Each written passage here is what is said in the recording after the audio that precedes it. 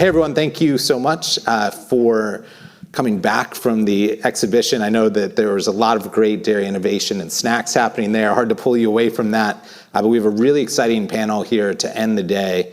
And we're going to focus on health trends and consumer preferences in dairy. I'm so excited to have John, Donna, and PK join me. So John Crawford is the SVP Client Insights for Dairy at Circana, where he leads strategic partnerships with top dairy clients and industry associations.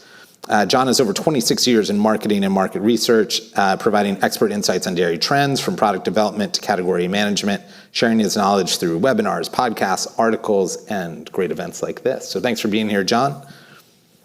Donna Berry, later I will introduce Donna as the only 6-year judge of the CMAB Real California Milk Accelerator. Donna is the editor of Berry on Dairy, which is a leading platform for dairy industry and insights. Actually, each year when we start the competition, we go looking for new insights and startups. So we actually start with Donna's website. So I don't know if I ever told you that. She has a background in agricultural journalism and past experience as editor of Dairy Foods magazine. She's a trusted voice in dairy processing, product development, and industry trends. We're so excited to have you here. PK. So PK is a category strategy manager at Sprouts Farmers Market, where she crafts strategic plans to optimize product offerings. With a background in retail and brand management, PK is known for her keen market analysis skills, helping Sprouts drive growth and enhance customer satisfaction. All right, so our panel today is health trends and consumer preferences. We've had a keynote to start the day. Almost every panel has mentioned different trends. Thinking about dairy specifically, what are the trends that come to mind first for you? And John, let's start there. Well, we can always say lactose-free, but we're going to try and steer away a little bit of that. I would say protein is certainly a hot trend, and then low sugar. So not only sugar reduction, but also avoidance of artificial sweeteners. So, I think when sugar was, in particular, kind of culled out of yogurt, they went to artificial sweeteners, and now everybody's kind of backing away from that. So some of the claims that we're seeing, the biggest growth on are less sugar, no sweeteners, and then also natural sweeteners. So those are like the three biggest growing trends that we're seeing within claims. So there's a lot of trends in there. I would say that what we're going to see a little bit is there's a lot of upside still on the trends that are out there in dairy. Donna. Well, I just would like to add that I'm also a food scientist. So when I'm speaking right now, I'm going to be a little geeky. So one of the big trends with the lactose-free, I know we've talked a lot about it this morning, is there's two approaches: taking it out through filtration or breaking it down with the lactase enzyme. And that feeds into the sugar reduction trend, because when you break down the lactose, you're actually breaking it down to glucose and galactose, which are sweeter. So there's all these claims and label claims are talking about lactose free. It would be wonderful if the marketer communicated what the benefit is to adding the lactase enzyme into the product, that this is naturally helping reduce sugar in products. And then you mentioned protein, and I couldn't agree more. However, it needs to be promoted more. And one thing that I have not heard today was addressing the GLP-1 weight loss. And this is huge. Besides the fact, well, let me just say, I read this morning somewhere, a couple companies are already coming out and saying that it has definitely impacted their sales of sweet treats and snacks and, junk food. But when you're going on this quick weight loss diet, you're losing muscle mass quicker than you're losing actually fat. And so it's so important to be consuming high quality complete protein, which is what dairy is. And with that said, I actually did a scan of research that's out there. Do you know that I did not even realize this? There have been studies associating that the composition of milk, those 13 vitamins and minerals, or 13 nutrients, together when consumed, we know that it promotes satiety, but how it's promoting satiety is it actually leads to production of GLP-1 hormone in the body. So it's actually a natural way of helping you lose weight. And I think that more research needs to be funded in that space. I'm really excited about it, but it seems to me like that is a growing trend and one of those need states that you mentioned earlier that needs to be addressed. PK. Yeah, I mean, I as a in the forefront of the customer-facing retail, especially at Sprouts Farmers Market, where we're one of the largest and fastest growing health food stores, where our motto and words to live by are trying to help people live and eat better. So they come to us, and we're seeing that high protein is definitely top of the list. And what's really exciting for someone who's a dairy purist as myself is whole fats. So the higher the fat, the better the sales, quite frankly. And it's really exciting to see because people are consuming more whole milk dairy products, and that's just really great for innovation for the future. Love that. I think one of the things that was mentioned a few times throughout the day was this almost like return to natural or return to clean label. I'd love to get your thoughts on the sort of label influence and how that's driving trends, and maybe PK, start with you given the role Sprouts plays there. Yeah, absolutely. Obviously, labels are very important to us, and I do work on the private label team, so that's something that we talk about on a daily basis. Our consumers are really looking for the attributes, right? That's it. So it's more than just the label. It's more what's behind the claim and the logo that you're going to see on pack. So what are the attributes that our customers are looking for? And the high protein is again one that's going to be called out quite a bit. Lactose-free has been becoming a faster growing claim that is being put on pack, but also organic, right? Like just going back to organic dairy, which I hope doesn't start to dwindle, but organic is really important because that just speaks to a cleaner label, right? It's trust from the consumer because they know that the soil is being treated well, and the feed that is going into the animals is a lot cleaner as well. So, yeah. And Donna, what do you think about that sort of return to wholesome? Well, twofold. First is there has been research done that we talked a little bit earlier, or John did, about extracting the bioactive peptides and the various nutrients from milk because they're associated with everything from building immunity to assisting with sleep. But there has also been a lot of research done, and I'd like to see more in that space, of consuming the whole milk product and how those components work synergistically together. And I think that's a pretty exciting space as well. And then regarding labeling, and I was at a transparency conference, it's probably been a month now, time just been flying. And it was really interesting. They had they recruited 5 consumers that consider themselves to be foodies. And this was not dairy specific. This was across the food industry. And they had a panel interview. They were on stage. They had no idea what they were going to be asked. And some of the most amazing feedback scary thing is that they all thought that there are still things going into foods that aren't declared on the ingredient label. And all of us in the audience were like, oh my God, I can't believe you think that.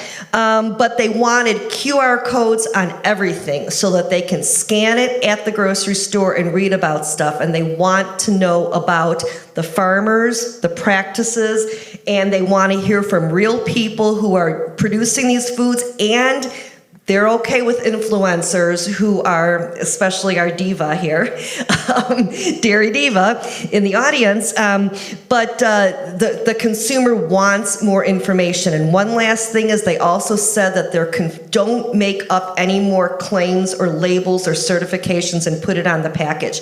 There's too many out there already. It's confusing to them. They said just get down back to the basics and let us know. And I thought that was really fascinating. And when there are too many labels on stuff, it actually makes them a little fearful, and they'll put it back because they think we're trying to pull one over on them.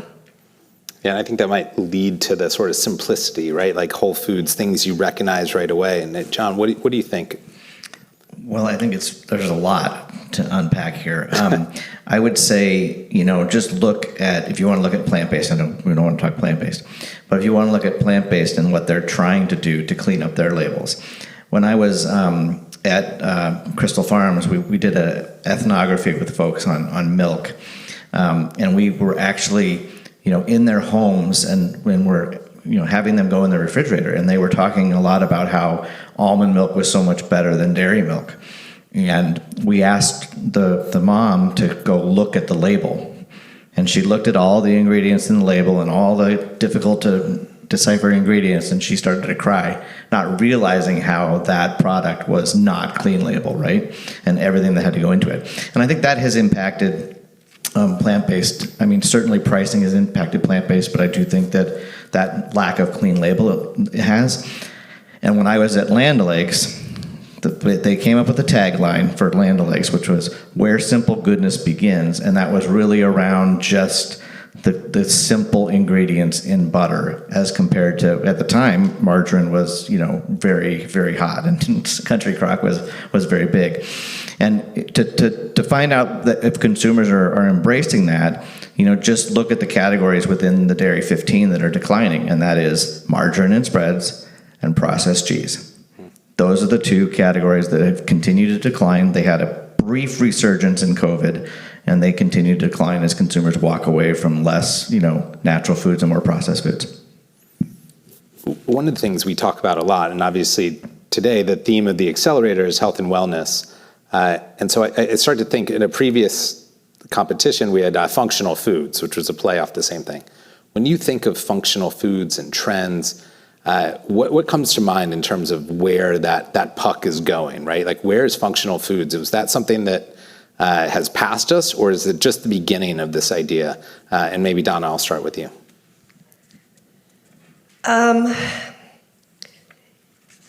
I think it's twofold.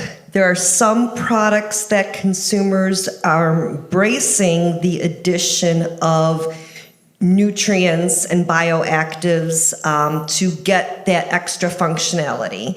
And that's by far beverages and maybe a little bit in the bar space, but functional beverages are off the charts, and it's kind of crazy how far people are pushing the envelope with those. But functional beverages, but when it comes to, and I mentioned this a few times, the whole food and how it works synergistically.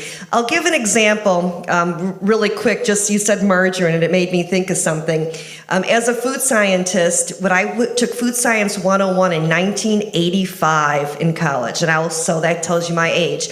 I remember we were learning about making margarine, and I just found it so fascinating because I kept thinking, if you're taking an unsaturated product and you're saturating it, it's got to be just as bad. Well, we found out it's worse. It's trans fat. So I like to take a step back and look at some of these ingredients that are being made today, these concentrated plant-based proteins. And don't get me wrong, we need more sources of protein in this world, but pea protein, it's in everything. And you're concentrating other components of that in that ingredient. And lectins is the big one. And so I think the whole pea has more value in it than, the whole food and what it brings to you versus some of these extracts that are being put into processed foods, ultra-processed foods. You can't say that a plant protein isn't one of the most ultra-processed foods. I grew up never knowing peas had protein. Now it's being made into milk. liquid beverage. It makes it better if you whisper. That's good. So PK, on your side, what functional foods, whole foods, like how are you thinking about this when you're thinking about it from a Sprouts lens? Because there is this sort of fine line of how do you make something functional and add things to it, but also keep it simple?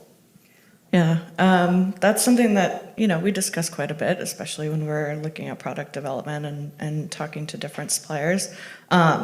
But I mean, I have to just applaud the trend of actually going back to real dairy, because it is a nutritious and nutrient-rich food, right? I mean, or liquid. And so there's your back to functionality just from the get-go, because you're going back to real dairy, right? When it comes to some of the functionality that we're seeing added, the omegas and the DHAs are toying around and adding into milk and lower sugar options. But do I think we're going to see mushroom powder in milk? No. But I am also very happy with the movement of using whey, which is a terrible byproduct, or delicious rather byproduct, as the source of protein in a lot of these beverages and the protein powders that we're seeing. So whey is really going to be, I think, the forefront of the protein source as a functional additive in all these cross-functional categories. So we're super excited to see how dairy is going to play in to be the functionality driver for the rest of the categories. I think one thing that struck me today from the keynote, Lauren Twigg was talking about milk has all the functional benefits already. Like it's there, the 13, all the things we've talked about today.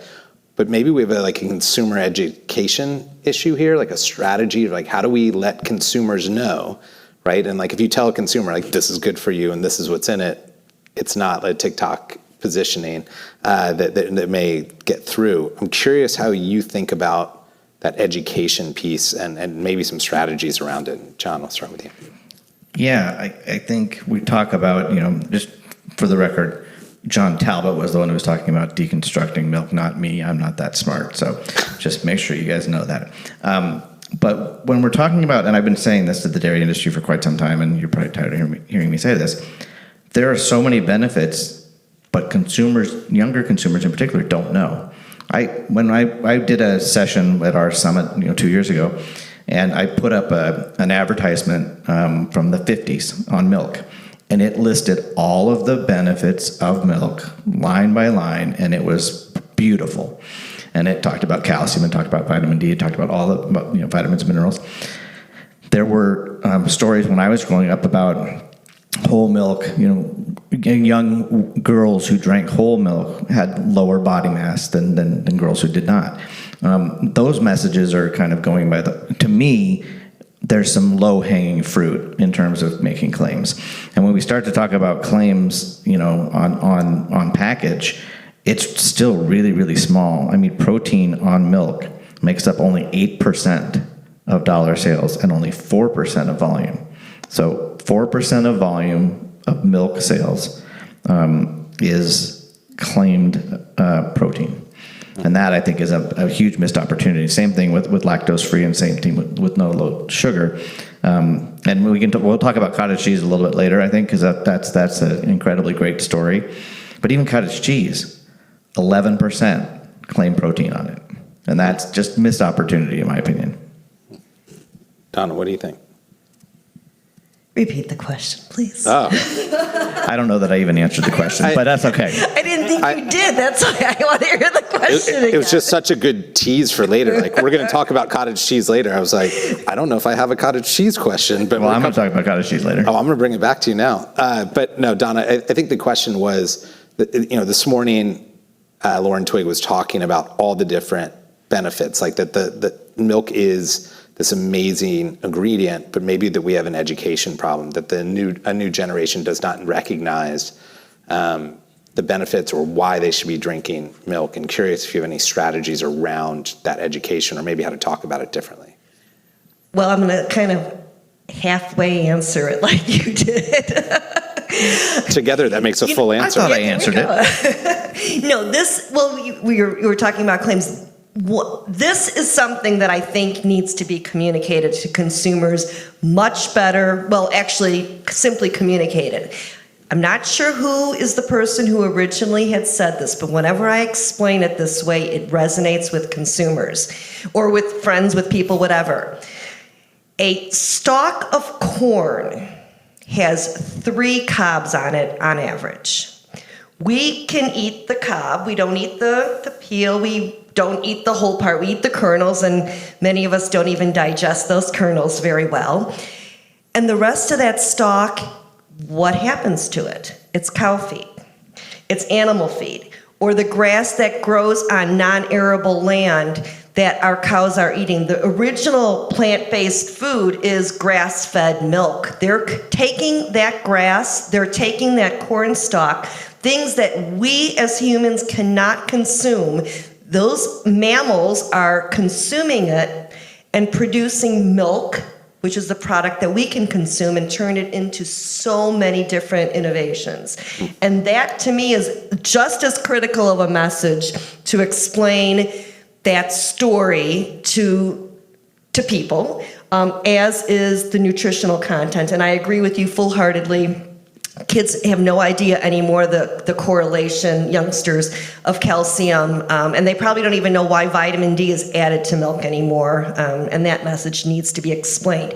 Again, on a QR code, scan it and tell me why it's in there, and I'll be okay with it. PK, what do you think? Is there anything in terms of like strategies to educate new consumers about the value of dairy? Yeah, there's so much work that I think needs to be done. I think just the stripped down, simple benefits of all of the nutrients that are in milk. Just turn it around, right? What's on the nutrition facts panel? What does it all mean, right? I don't think anyone's telling that story, and I think it's important for especially consumers of the younger generations who are large consumers of fluid dairy and dairy products. They need to know that these nutrients are essential for our bodies, right? And then the other portion of it is taking it back to the land, as Donna said. Animal welfare practices, right? Like that's where it starts. That's where the milk comes from, and how farmers approach their ladies who are producing such nutrient-rich foods for us, And I think a lot of those stories still need to be told, and I think the consumers are listening. So I think it's our job as professionals in the dairy industry to continue to engage our customers and really educate them as much as humanly possible. If I could just jump in, you had mentioned nutrient dense. And think about what Chobani did to the yogurt industry. They flipped the whole category from being a diet food, right, to being a nutrient-dense food with a completely different flavor and texture profile. That is a story that we should all be aspiring to. So in dairy, you flipped a category from being a diet category to being a nutrient-dense category. And that, let's all learn a lesson from that. Yeah. And I'll jump on one more. And I think we talked a little bit about this beforehand.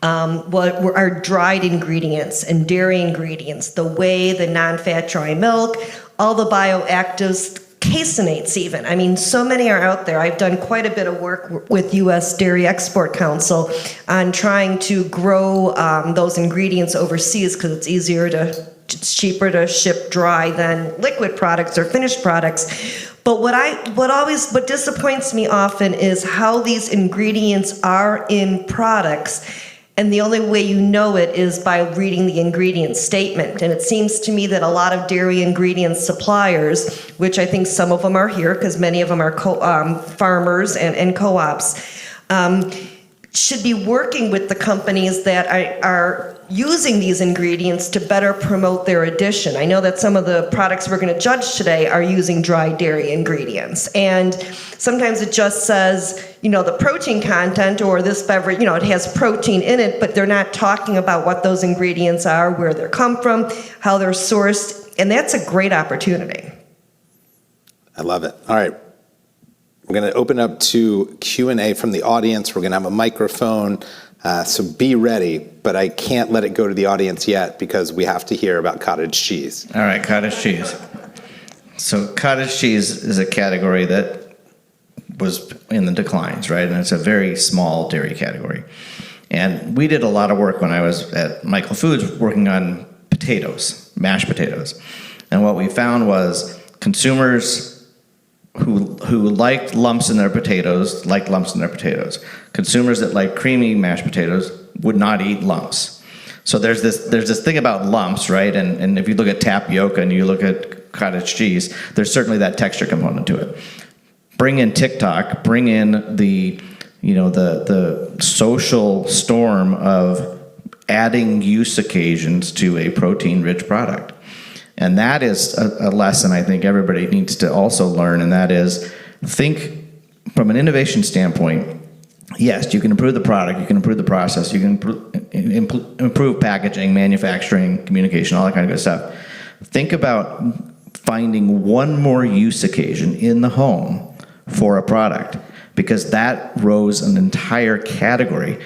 Cottage cheese is the second fastest growing category in all of food and beverage.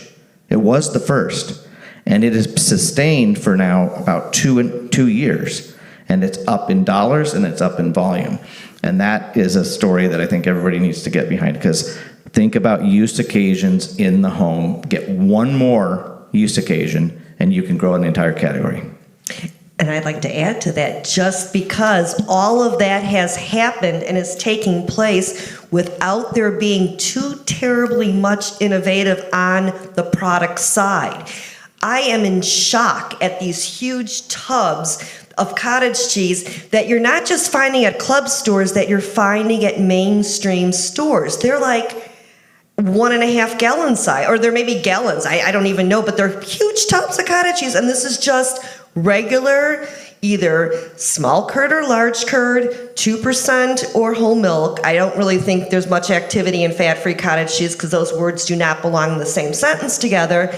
But it's just the plain old stuff, but it's the way of using it, new, like you're saying, new use occasions, blending it, spreading it. I'm not even going to talk about what else people are doing with it, but it's also the original high-protein dairy food that everyone, and we're not saying that either, and that's something that needs to be said, the original high-protein dairy food. Well, they're making ice cream with it. Well, And if you haven't tried it yet, I would definitely recommend it. Yeah, I agree. I mean, we're seeing it, right? We sell a lot of cottage cheese, and I'm happy for it because it's great for the gut. It's also a high protein product, and it really promotes California dairies, right? Yeah. So it's one of the greatest byproducts that could have been created, and especially for a retailer when there's trends on TikTok for it. I'll give you one more use occasion example. So for a butter category, for stick butter, my son and his girlfriend, who are millennial and Gen Z, however you want to slice it, they slice a pat of butter off and put it in their soup. Like they're adding a creamy texture to their soup. That is another use occasion for butter. That is to get another, tablespoon of butter put in every meal with soup. If you play it that way. Yeah, I think it's very interesting. Every time I do one of these, I learn something or am caused to think of something I've never thought of before. I did not realize people are so passionate whether their potatoes are lumpy or unlumpy, and now I'm going to think about that the rest of the day. Is there anybody in the audience that has a question? Megan has a microphone for you. I'd love to make this a little more interactive if there's anything on your mind. There's one right behind you over there. Come back, yeah. I had multiple people coming in. Just wondering the trends of people making food at home, right? Not eating out, wanting to create these things and become inventive with their products, have it be dairy or sea moss or whatever is trending. Do you see that trend continuing in the sense where people are now I mean, we've already discussed looking at labels for things that they can actually pronounce as they go further.